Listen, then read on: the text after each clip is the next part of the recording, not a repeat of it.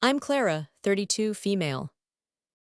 I work as an archivist, a profession dedicated to preserving the past, which is ironic because for the last few months, my own family's past has been a weapon used against me. I live in a small, quiet apartment, surrounded by books and historical documents, a world away from the gilded cage my relatives inhabit. My life was simple and content, anchored by my profound love for my grandmother, Eleonora Sterling. This story is about how her death became the catalyst for a war I never wanted to fight. It's about my aunt and uncle, who saw a tombstone as a price tag and an inheritance as their birthright. But they gravely underestimated both my grandmother's wisdom and my own resolve.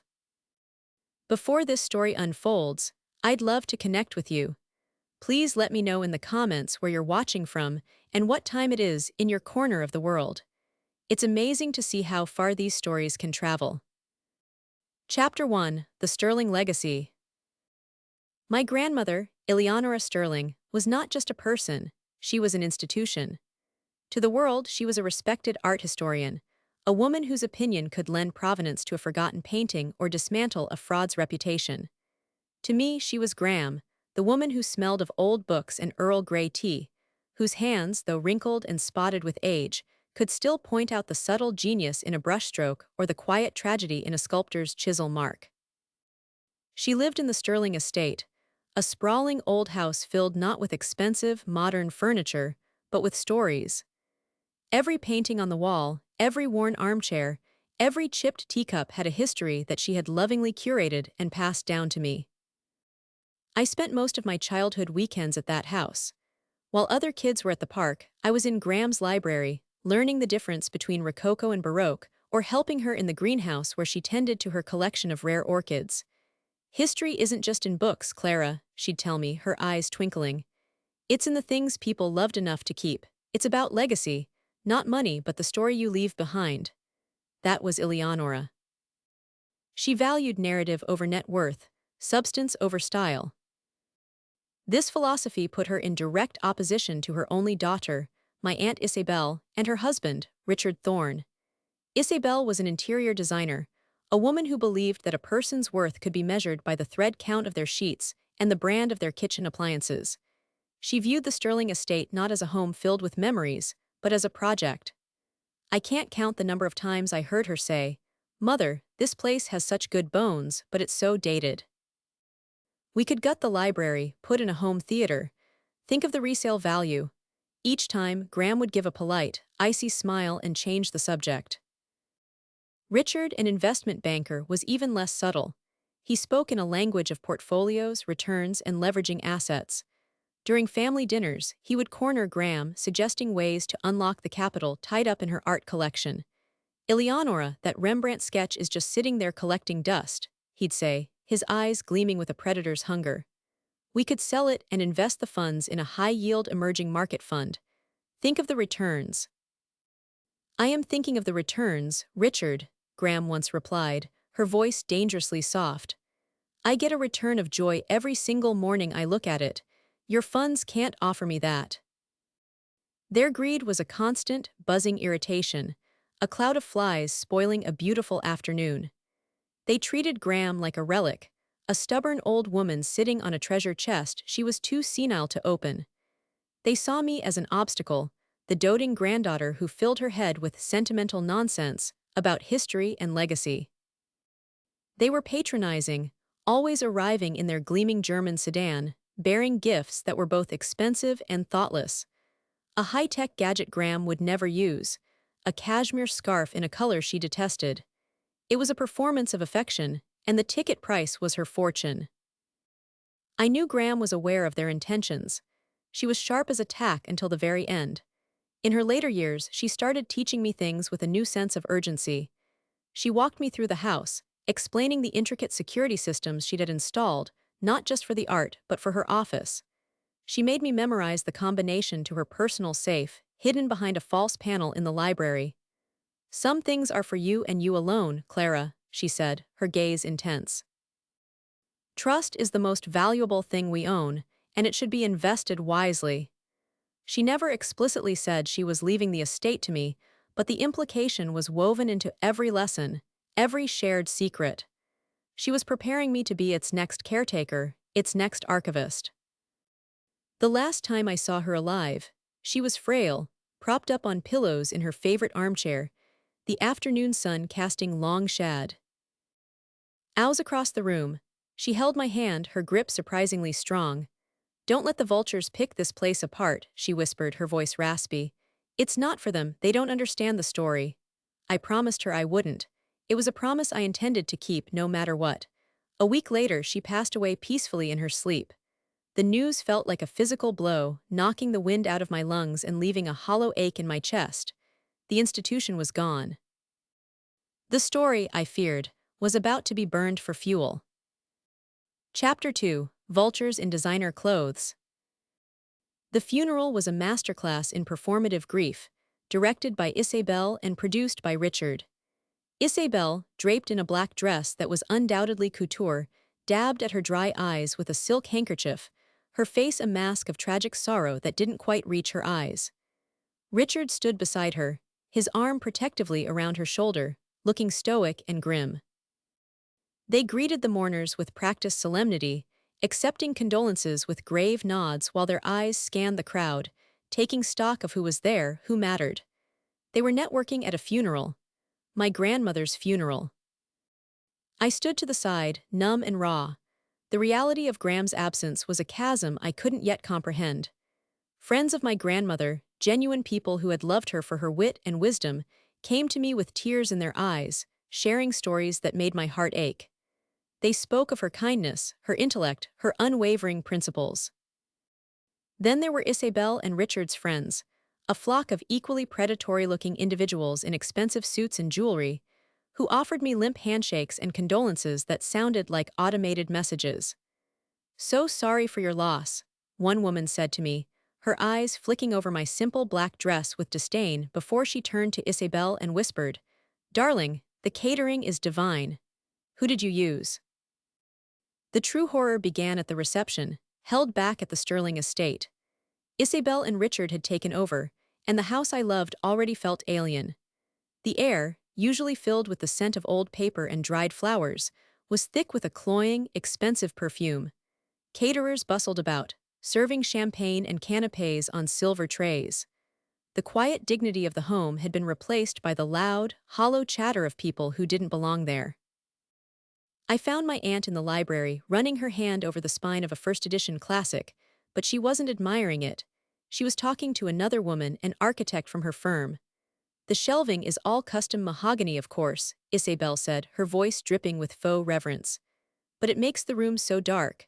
I'm thinking we knock out this entire wall, put in floor-to-ceiling glass. Imagine the light, we can turn it into a family room, maybe with a wet bar." The woman nodded enthusiastically. "A fantastic vision, Isabelle, and this collection?" she asked, gesturing to the priceless books. "Oh, we'll just put it all in storage," Isabelle said with an airy wave of her hand. "Or sell it. Who actually reads these dusty old things anymore?" I felt a surge of hot, white anger. These weren't just dusty old things. They were my grandmother's soul, they were my childhood. I stepped into the room, my hands clenched into fists. "That's a first edition of Don Quixote," I said, my voice shaking slightly. "Graham taught me how to read using that book." Isabelle turned, her smile faltering for a second before she recomposed it. "Clara, darling, you're so sentimental. That's sweet, but we have to be practical now. This house needs to be brought into the 21st century." "It's not a house," I shot back. "It's a home, it's her home." "It's our house now, dear," Richard said, appearing at Isabelle's side as if summoned. He placed a heavy, proprietary hand on her shoulder. "We're the direct heirs. We have to manage the estate, and that means making some tough, pragmatic decisions." The phrase direct heirs was a calculated jab, a reminder of my place in the family hierarchy. I was just the granddaughter, she was the daughter. In their minds, the math was simple. I wanted to scream, to tell them what Graham had said, what she had promised me. But what good would it do? It was my word against theirs, and in their world, sentiment was a weakness to be exploited. I saw the look that passed between them, a flash of smug triumph. They believed they had already won. They thought the story was over, and that they were holding the pen to write the ending. I retreated, my heart pounding with a mixture of grief and a new, terrifying emotion, dread. The vultures were already picking at the bones, and I was utterly alone. The air in my beloved home was suffocating me, and I fled, escaping into the cold night with the hollow echo of their laughter following me out the door. The battle hadn't even begun, but I already felt like I was losing. Chapter 3: The Shock of the First Will. A week after the F's funeral, we were summoned to the offices of Finch, Gable, and Stern, the law firm that had handled my grandmother's affairs for over 50 years. The original Mr. Finch had long since retired, and his son Ben Carter now handled the sterling account. I had met Ben a few times with Graham. He was younger than the usual estate lawyers, around 38, with a sharp, modern energy but an old-school sense of integrity that Graham had admired. He had her trust, and therefore he had mine. I arrived first, taking a seat in the plush leather chair opposite Ben's large mahogany desk. The office was exactly what you'd expect: floor-to-ceiling bookshelves filled with thick legal tomes, a faint smell of leather and paper, and an air of quiet, expensive authority. Ben gave me a small, sympathetic smile. "Clara, I'm so sorry for your loss. Eleonora was a remarkable woman, one of a kind." "Thank you, Ben," I murmured, clutching my purse in my lap. "She spoke very highly of you."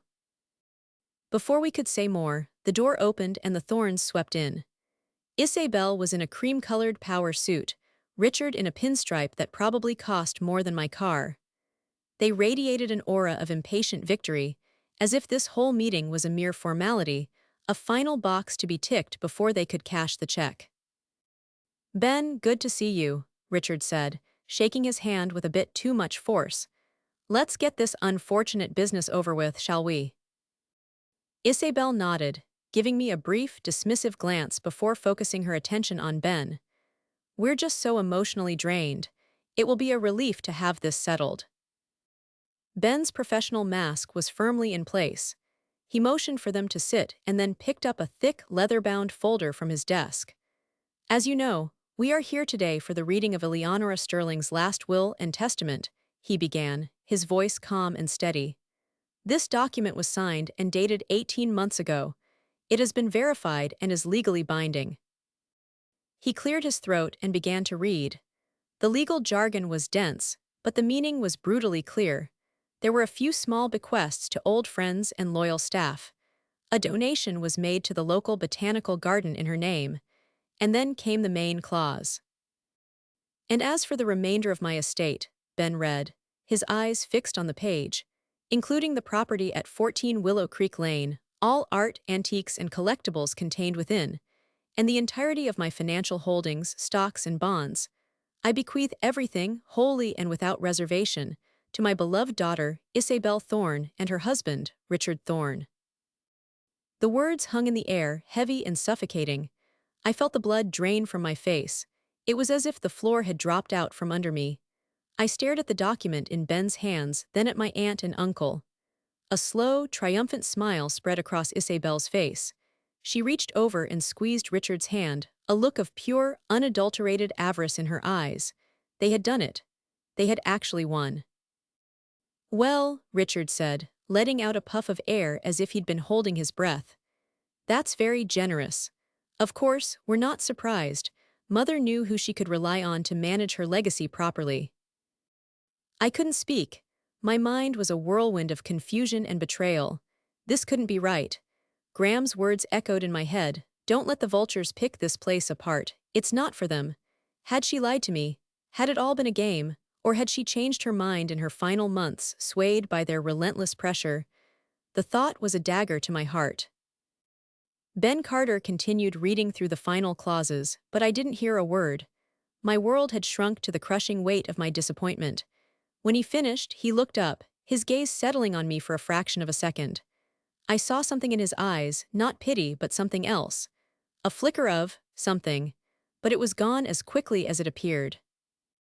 "If you'll just sign these acknowledgments," Ben said, pushing papers towards my aunt and uncle. They signed with flourish, their movements quick and eager. As they got up to leave, Isabel paused and looked down at me, her expression a sickening blend of faux sympathy and victory.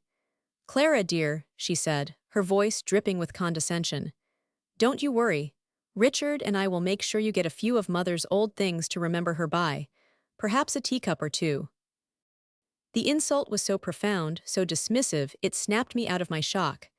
I looked up at her, and for the first time she saw not a grieving girl but the woman her mother had raised. My voice was low, but it didn't tremble. "No, thank you, Isabel. I have my memories." Clearly, that's all she left for me.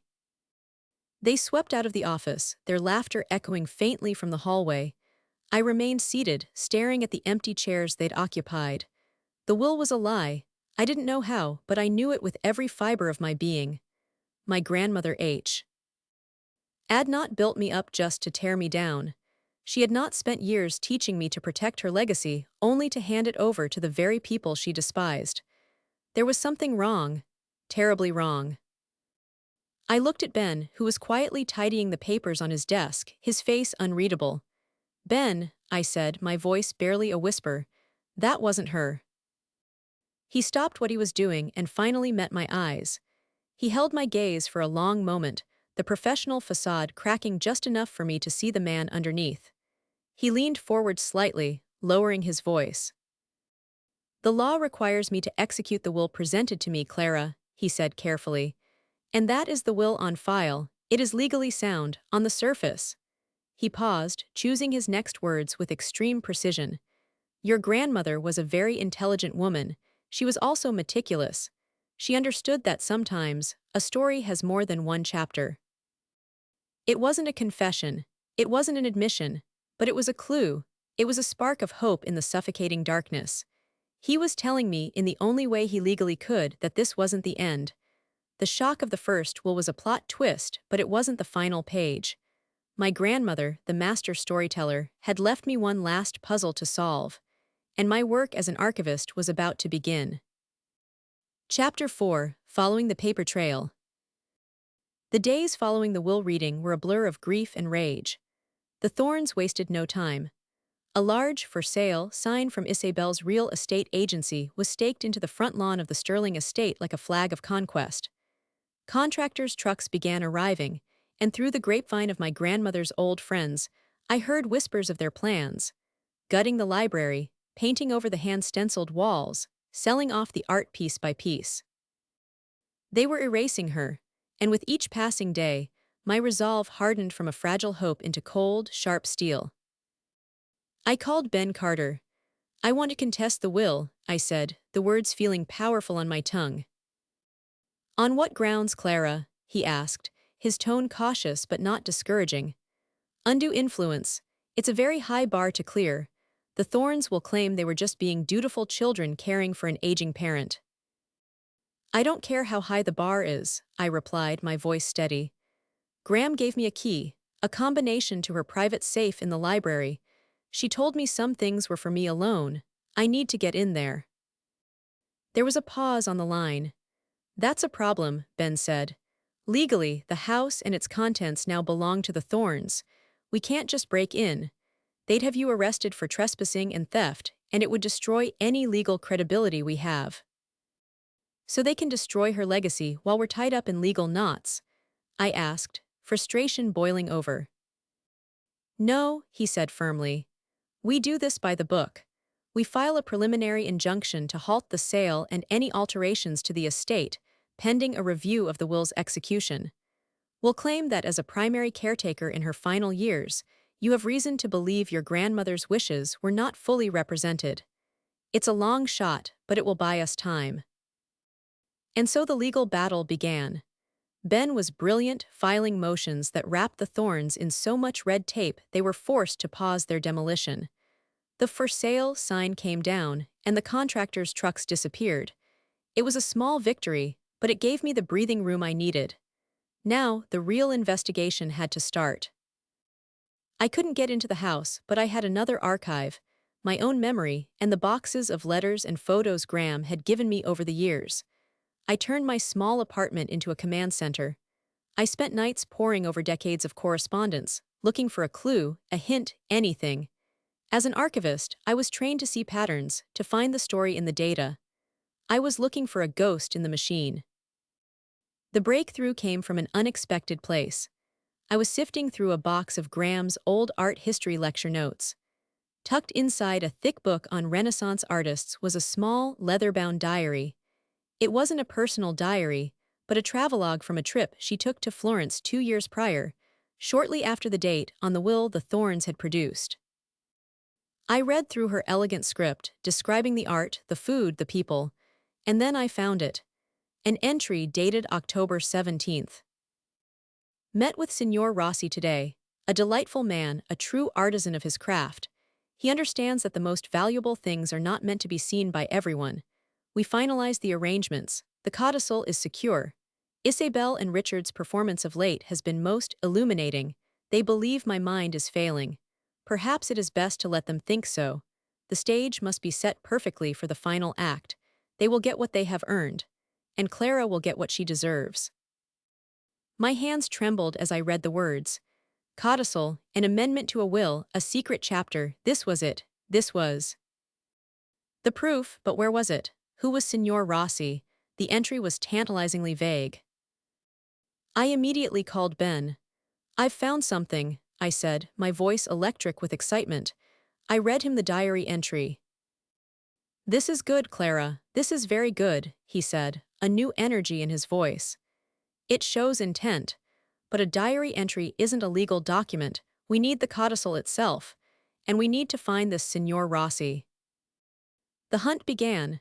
Signor Rossi in Florence was a common name, a needle in a haystack, but Graham had left me another clue. In the margin of the diary, she had sketched a small, intricate symbol, a stylized lion holding a key. It was a maker's mark, a signature. My archivist instincts took over. I spent the next 48 hours glued to my computer, cross-referencing Florentine artisans, jewelers, lawyers, and bookbinders with that lion symbol. I searched art databases, guild records, and online forums for master craftsmen. Finally, I got a hit. The mark belonged to a family of secretive, high-end document specialists and safe makers in Florence named Rossi. They had a reputation dating back to the Medici era for creating custom documents and secure containers for Europe's elite.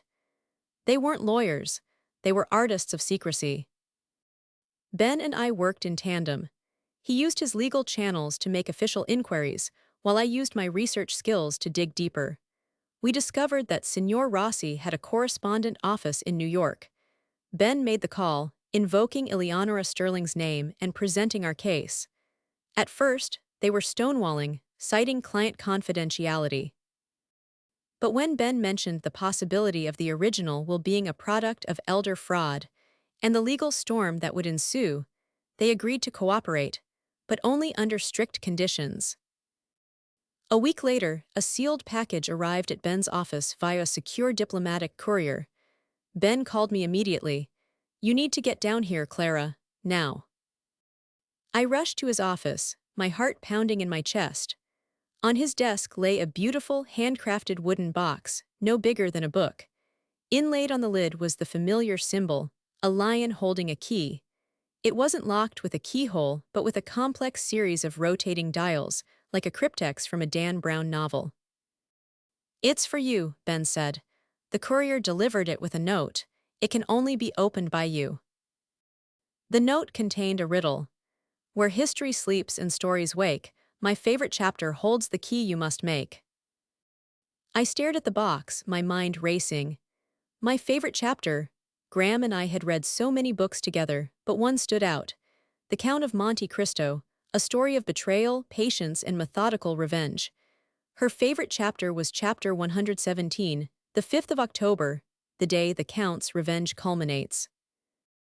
My hands shook as I turned the dials. 117. A soft click echoed in the silent room. I lifted the lid. Inside, nestled on a bed of dark blue velvet, was not a single document but two things. First, a heavy, ornate skeleton key. Second, a slim, sealed envelope made of thick, watermarked paper. My name was written on the front in Graham's unmistakable, elegant script. This was it, the key to the safe. And the codicil. The paper trail had led me here. The stage was set, just as she'd written, and I was ready for the final performance. Chapter 5: The Final Performance. Possession of the key and the sealed envelope changed everything. We were no longer on the defensive, pleading for scraps of time from a skeptical court. We were on the offensive.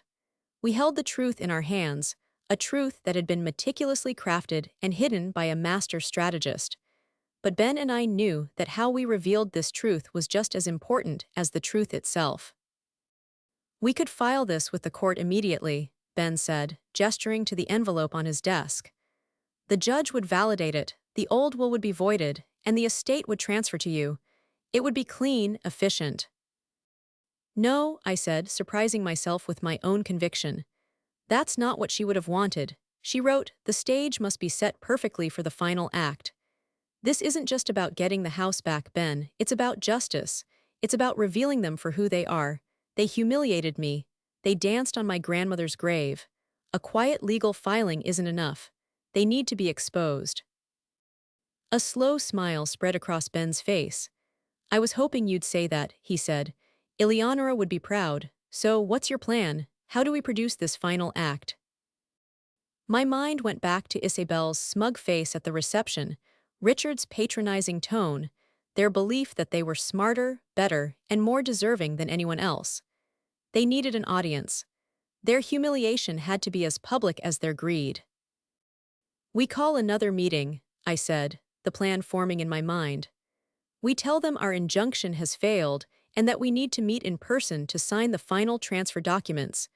We'll say it has to be done at the house. A final walkthrough for legal purposes. We'll get them back on their stage, the place where they feel most powerful and triumphant." "I like it," Ben nodded. "Lure them onto home turf. What then?" "Then," I said, a cold determination settling over me, "we read them the real will." The next 2 weeks were a flurry of calculated moves. Ben's office sent a formal, apologetic-sounding letter to the Thorns' lawyer, conceding the fight. It stated that while we maintained our reservations, we lacked the definitive proof to prolong the legal battle and wished to resolve the matter amicably. We requested a final meeting at the Sterling estate to sign the last of the paperwork. Their lawyer responded almost immediately. The Thorns were delighted to accommodate. They were practically gloating through their legal counsel. They set the date and time, eager to finalize their victory. While they were celebrating, I was preparing. The key I'd received from the Florentine box was old and ornate. I knew it wasn't for a modern lock. It was for the safe. I had the combination, and now I had the key. The night before the meeting, I did something I never thought I would do. Using a key to the back door that Graham had given me years ago, a key I was sure the Thorns had forgotten all about, I let myself into the house. It felt like a tomb. The air was stale, and white dust cloths were draped over the furniture like shrouds. It was cold and unloved. I moved silently, a ghost in my own past, making my way to the library. Behind the false panel of an unassuming bookshelf, I found the safe, just as Graham had shown me.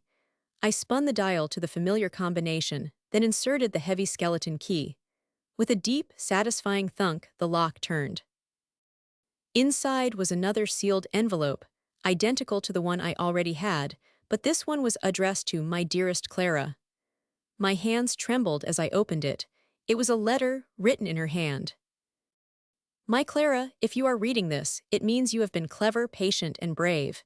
It means you did not give up. I am so proud of you. I knew I could trust you, not just with my home, but with my legacy of truth.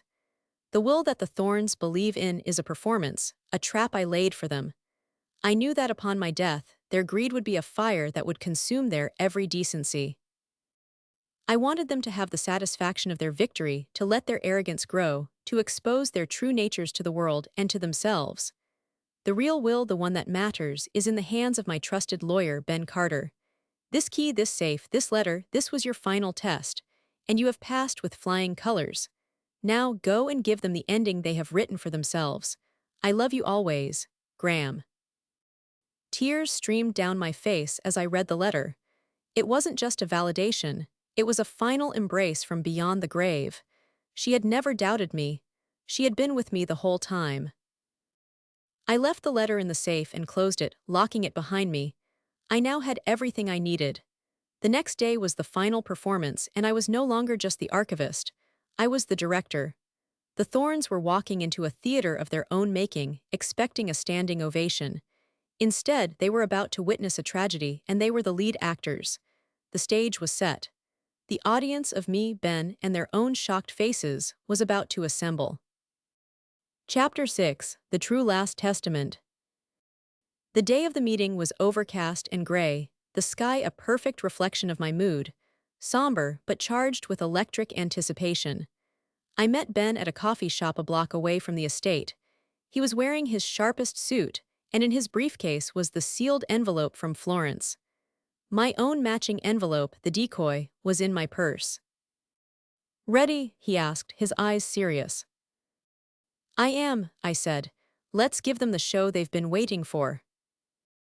We walked to the house together. Richard's expensive car was already parked in the driveway. They were early, eager.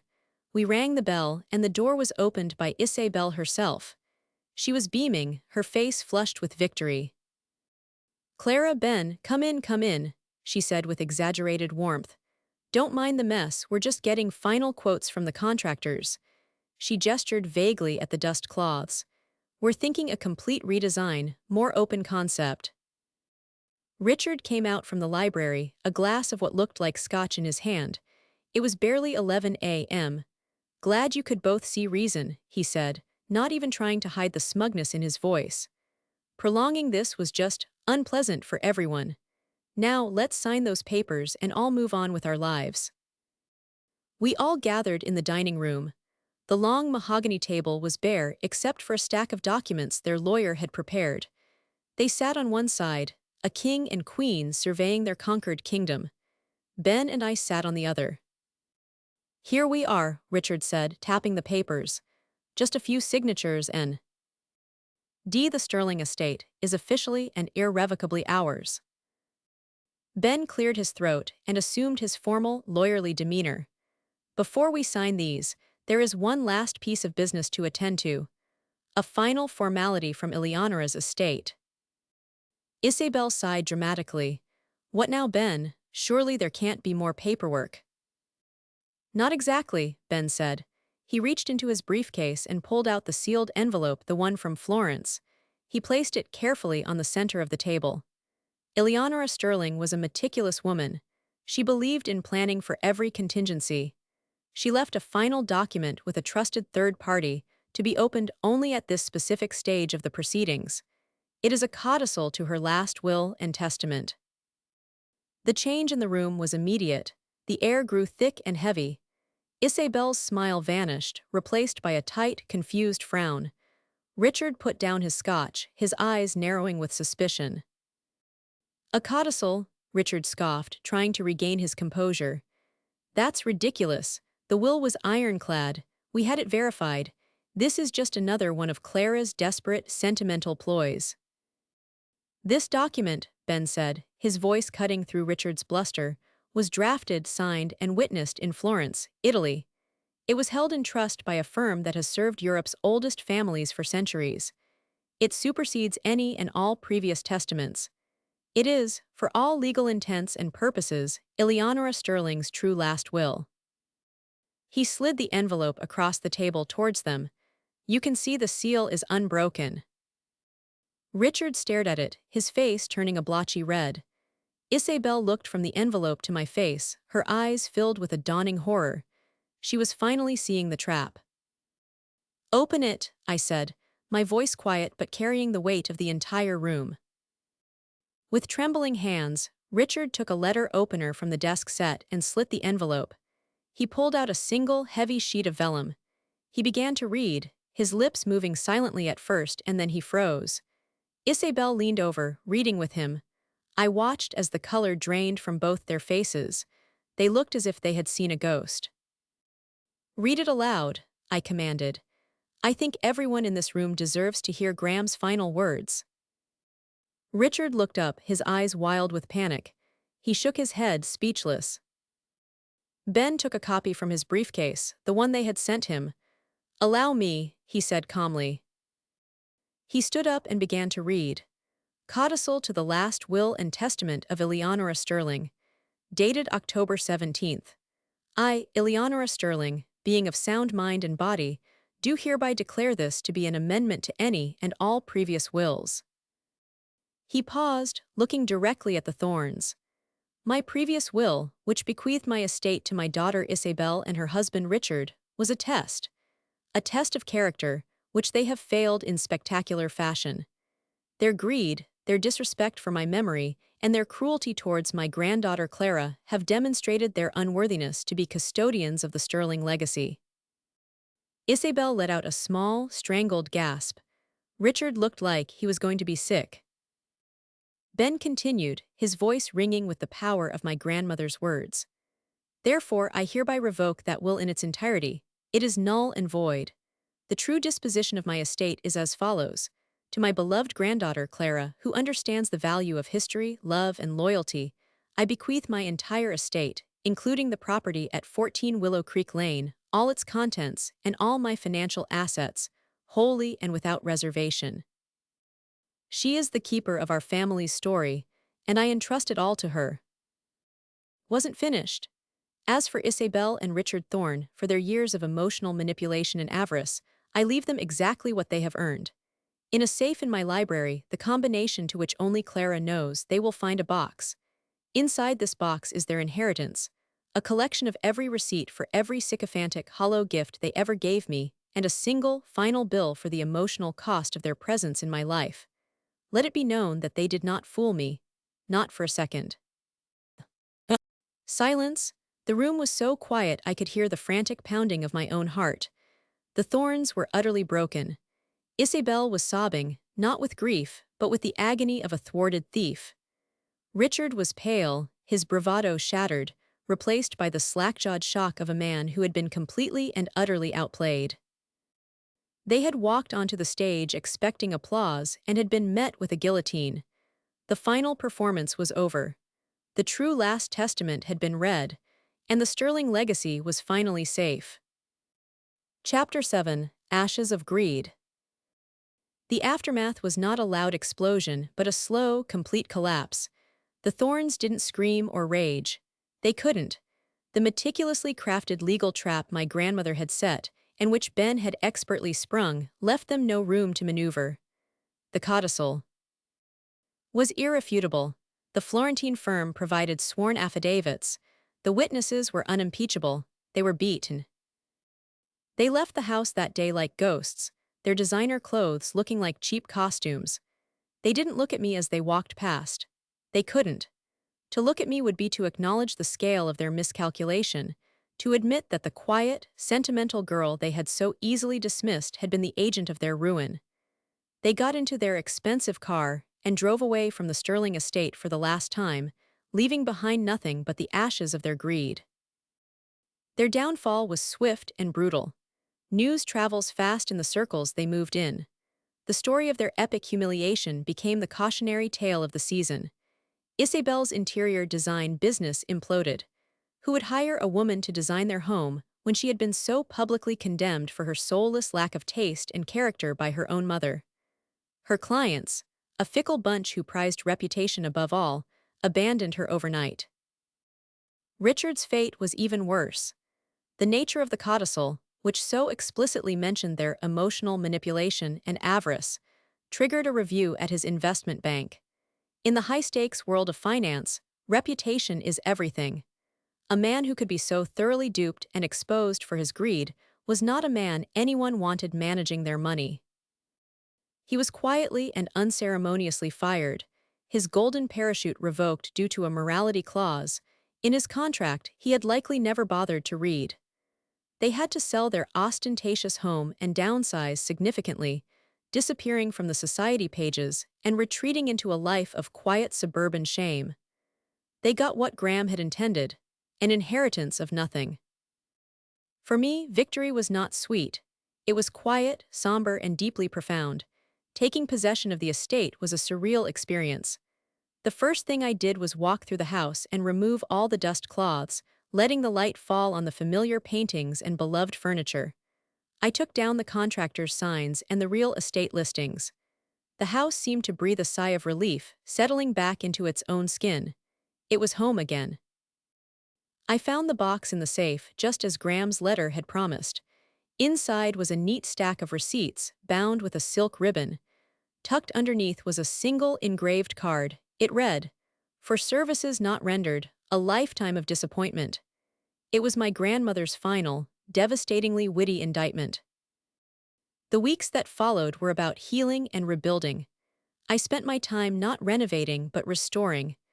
I carefully cleaned the books in the library, polished the silver, and tended to the orchids in the greenhouse. I wasn't erasing the thorns. I was simply re-establishing the proper narrative, my grandmother's narrative. Ben Carter was a constant, steady presence during this time. Our relationship, forged in the fires of this legal battle, had evolved from a professional one into a deep friendship. He helped me navigate the complexities of managing the estate, but more than that, he was someone who understood the journey I had been on. He had seen the fighter in me that I never knew existed. Few months later, I made a decision. I would not live in the Sterling estate. It was too much for one person. It was a legacy, not just a house. Using a portion of the fortune, I established the Eleonora Sterling Foundation for Art History and Preservation, dedicating the house and its collections as a museum and research center for young, aspiring art historians and archivists like me. I kept a small apartment for myself on the top floor, so I could always be close to her memory. The story of the will became a local legend. But for me, it was never about the money or the revenge. It was about fulfilling a promise. It was about honoring the woman who taught me that the most valuable things in life are not the things we own, but the stories we protect and the trust we earn. The vultures were gone, their chapter closed forever. And in the quiet halls of the Sterling estate, my grandmother's true story, the one about love, wisdom, and legacy, could finally be told, preserved for generations to come. Karma wasn't just served cold, it was archived for eternity.